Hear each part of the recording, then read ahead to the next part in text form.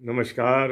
मैं यशपाल हंस करनाल से लिए हुए ज्योतिष की वार्ताएं और चर्चाएं इस आश्वासन के साथ कि मैं आपको मिलता रहूंगा और नित्य कोई न कोई नई बात आपको नया योग बताता रहूं।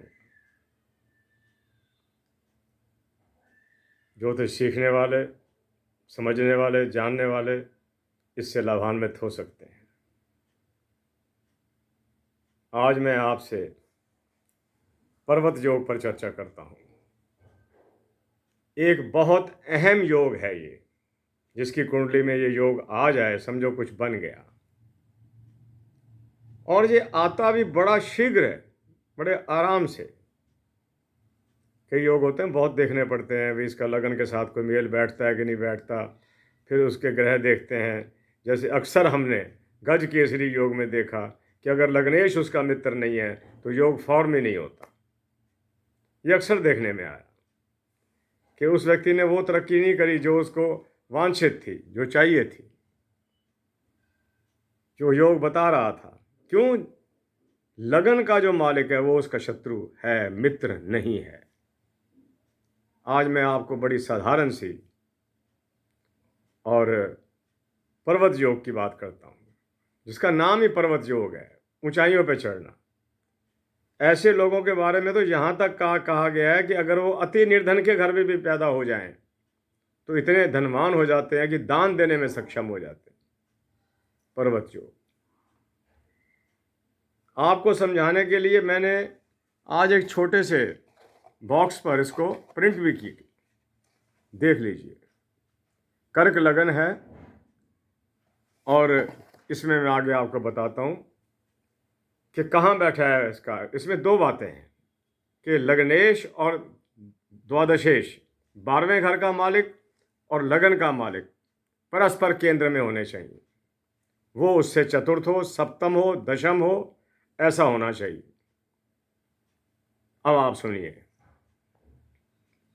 प्यारे बंधुओं, ज्योतिष को प्यार करने वालों, मैं आपकी इज्जत करता हूँ, आपको मान और सम्मान देता हूँ, क्योंकि आप गणित और विज्ञान की ओर बढ़ रहे हैं। ये कोई साधारण नहीं है। साधारणतः तो गलतियाँ ही लगती हैं और कुछ नहीं होता। उन गलतियों से बचने के लिए हमें गहन अध्ययन की ओर जाना पड़ता है। अब आप देखिए, कर्क लगन की एक कुंडली बनाइए। ये मैंने बनाई थी, सीधी नहीं आ रही इसलिए मैंने छोड़ दी। कर्क लगन की एक कुंडली बनाइए। 4 लगन कर्क। कन्या राशि के अंदर चंद्रमा को रखिए और धनु राशि के अंदर आप बुध को रखिए, यानी कि छठे भाव में बुध, तीसरे में चंद्रमा। अब आप इसको बड़े आराम से देखिएगा कि क्या दोनों एक दूसरे से केंद्र में आगे। केंद्र क्या होता है? चौथा या तो सात, चौथा, 7वां और 10वां, ये केंद्र हो गए एक दूसरे से। अब देखो, कन्या, तुला, वृश्चिक और धनु, चौथे में महाराज बुध आ गए, केंद्र हो गया ना। यानी कि 50% तो वो यहां पूरा कर रहा है कि कन्या में महाराज चंद्रमा और धनु में महाराज बुध केंद्र हो गया। अब आप धनु से शुरू कीजिए कि क्या बुध से चंद्रमा भी केंद्र में आते हैं 7वें, 10वें वगैरह हैं। धनु, मकर, कुंभ, मीन, मेष, वृष, मिथुन, कर्क, सिंह और कन्या, दशम हो गया सीधा सा। योग इज फॉर्म्ड, योग बन गया। बस इसी चीज को याद रखना है आपने।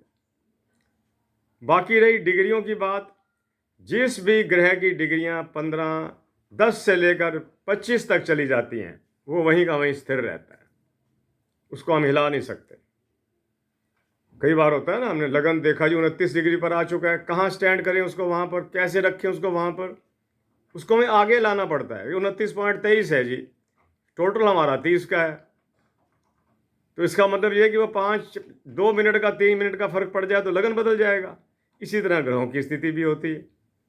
अगर चंद्रमा और बुध ठीक ठीक डिग्रियों पर बैठे हुए एक दूसरे से केंद्र में चले जाते हैं, चंद्रमा से बुध केंद्र में, बुध से चंद्रमा केंद्र में, पर्वत योगा इज फॉर्म्ड।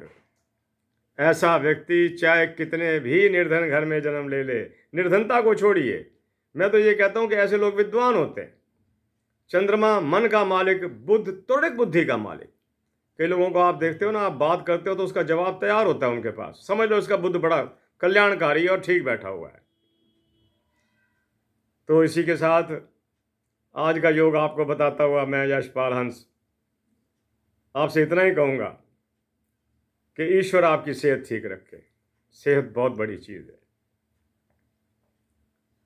और ख़ास तौर पर जो हमारी उम्र 50 से ऊपर चलती है, 60 के करीब जाती है, 70 में हमारा आंकड़ा कुछ और तरह से हो जाता है। ये हम भुक्तभोगी हैं, इन चीज़ों को भुगता हमने, लेकिन ये है जितना कर्म हो सकता है करना पड़ता है। अपने जीवन को आगे चलाने के लिए हम बिस्तरों पर या शैया पर सो नहीं सकते, हमें कुछ ना कुछ तो करते ही रहना है। आप भी करते रहिएगा। कर्म करवाने वाला सबसे बढ़िया ग्रह, सारे ही बढ़िया हैं वैसे देखा जाए, अगर एक भी कुंडली में ग्रह सही निकल जाए, जैसे शनि है, किसी की कुंडली के अंदर बहुत श्रेष्ठ स्थान ले जाए तो जिंदगी बना देगा, जिंदगी बना देगा। महाराज सूर्य हैं, सूर्य अगर अच्छी स्थिति ले जाएं, राशियां भी अपनी हो, बना देंगे। कईयों को तो राहु ने बनाया, लेकिन राहु राजनीति में ले जाता है। ये व्यक्ति से अपने लाभ के लिए कोई भी काम करवा सकता है। मैंने केतु के बारे में बताया था कि ये मंत्रों का मालिक है। ये एक ऐसा ग्रह है जो शक्ति तो है लेकिन बुद्धि नहीं है। शक्ति है, बुद्धि नहीं। लेकिन अगर ये नवम भाव में बैठ जाए तो आदमी को धर्माचार्य बना देगा। वो धर्म की बातें करेगा और ग्रंथों के अनुसार करेगा। मेरे प्यारे बंधुओं, आपने पर्वत योग का तो समझ लिया होगा कि चंद्रमा से चतुर्थ सप्तम दशम बुध बैठ जाए, या बुध से चतुर्थ सप्तम दशम महाराज चंद्रमा बैठ जाए, पर्वत योग बन गया, यानी कि उन्नति के मार्ग प्रशस्त हो गए। इसी के साथ मैं यशपाल हंस आज की वार्ता को समाप्त करता हूँ। कल आपसे फिर मिलता हूँ किसी और योग के साथ या किसी और विषय के साथ। कोई और बात कई बार बहुत अच्छी याद आती है तो मेरा मन होता है कि पहले मैं आपको वो सुना दूँ। इसी के साथ आज्ञा चाहता हूँ, सब्सक्राइब करते रहिए, रोज़ मिलते रहिए। जय जगत, जय भारत, नमस्कार।